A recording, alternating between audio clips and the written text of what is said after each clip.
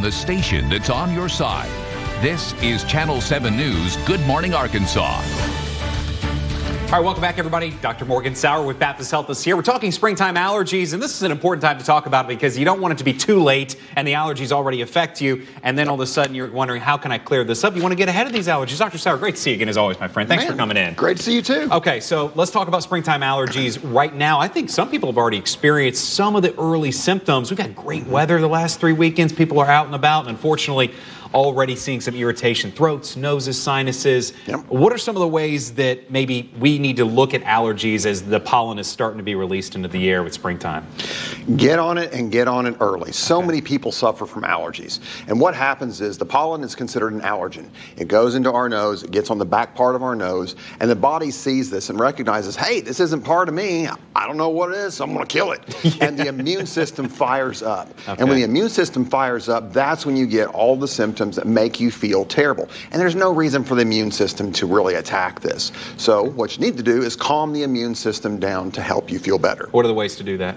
Well, the first thing to do is, starting on Valentine's Day last week, is start using a nasal steroid. These are actually my favorite products, and they're over the counter now. Yeah. Using the nasal steroid on a daily basis and doing it about a month before symptoms really start, run through your season, and then end. Different people have different seasons. My mother used to react to white oak. We knew white oak came out about April. Okay. So you can kind of target the season. You'll know from your own natural rhythm every year that happens. Sometimes it happens in fall too.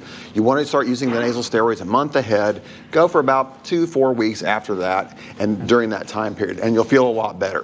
Antihistamines are available, so we all know Claritin, Zyrtec, and there's Allegra. a ton of them, right? Yeah. And all these have now gone generic. They're very affordable store brands, and those are helpful too. I am not a fan of decongestants. Really? I know that people get this feeling, they get pressure in their sinuses, they don't like it. Yeah. Decongestants, the nasal spray, you can only use it for 3 days max. After 3 Afrin days. and stuff like that, are you talking about? Afrin's the name brand that happens. Okay, yeah. And you can only use that for about 3 days max. Yeah. And then you've got problems after that. High blood pressure, fast heart rates, atrial fibrillation, sleeplessness. And I have a hard enough time sleeping already. Yeah, a lot of people do. Yeah, that's a legitimate concern. And so they'll come in feeling bad from the side effects of their medicines, trying to make themselves feel not bad. Trying to be healthy, and then you get sick because you're not getting sleep, which is our ultimate reset, right? Every night you're supposed to be getting at least 8 hours, at least, or 6 to 8, depending on who you are. Okay, so when you have allergies and you go through every single allergy season, like you said, your mother, you kind of knew your time and everything. What are the two components, though? I mean, you mentioned antihistamines and the nasal spray. What does that do to the body? And how does that combat the allergies and from the immune system, I guess, overreacting, like you said? So the nasal steroids actually work right here where we actually are exposed to the allergens. Okay. And it calms the immune system down. Hey, you don't need to go bananas over this. Just be quiet.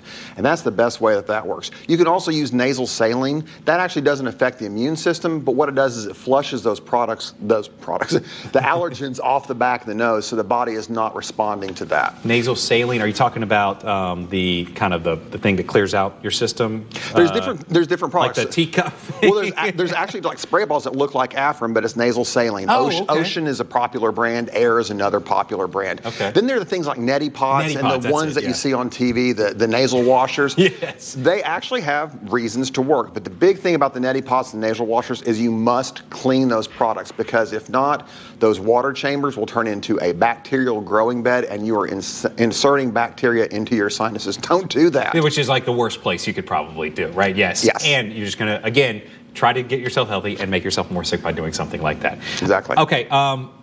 You said nasal steroids, but I know that's something that people get scared of the word steroid sometimes, but in this case, not exactly something to be too worried about unless you do it too long? Or no, because you're using it externally. Okay. Because technically, the inside lining of the nose is external to the body. It's not on the inside. Budesonide or Rhinocort's my favorite product because it doesn't tend to get absorbed as compared to the others. Okay. But it's on the outside of the body, so you're not going to get the weight gain. You're not going to get the effect on blood sugars. You're not going to get the bone deterioration. Okay. The other thing you can do is there's plenty of non-pharmacological things that you can do, kind of like the neti pots. So making sure you use filters. Use your air conditioners in your car. Don't roll the windows down. Same thing at the house. Use the filters on your air conditioning system to filter the air and keep it clean.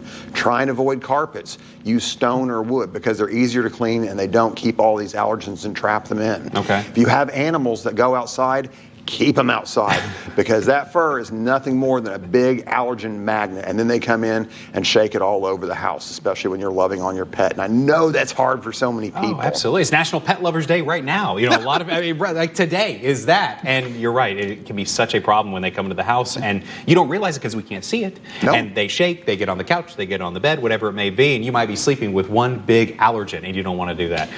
Getting ahead of it, as Dr. Sauer said, the most important thing you can do. So please start now. If you didn't start last week, we can still start now, I assume, on your regimen? You can always start at any point, but it's better to start early. It's better to get ahead of it because once the immune system fires up, it's really difficult to get it calmed down. So, and knowledge of what you're allergic to, super important. So contact an allergist, you know, go to you guys at Baptist Health, look at the resources available online. And start with your primary care doctor first. Before going out and spending a ton of money, start with your primary care doctor. See if some of these simple regimens will actually work and work well for you. If that doesn't work, then a referral to an allergist may be appropriate. Fantastic. Thank you so much for stopping by. Dr. Sauer, always great to see you. Good can to always see you too, contact the great folks at Baptist Health anytime. It's 1-888-BAPTIST. That's the Baptist Health line. And you can go to baptist-health.com for more resources. Just go on their website. And if you're having any issues, they'll break it all down for you, who you need to call, what appointment you need to set up, and make it real simple for you to keep on amazing.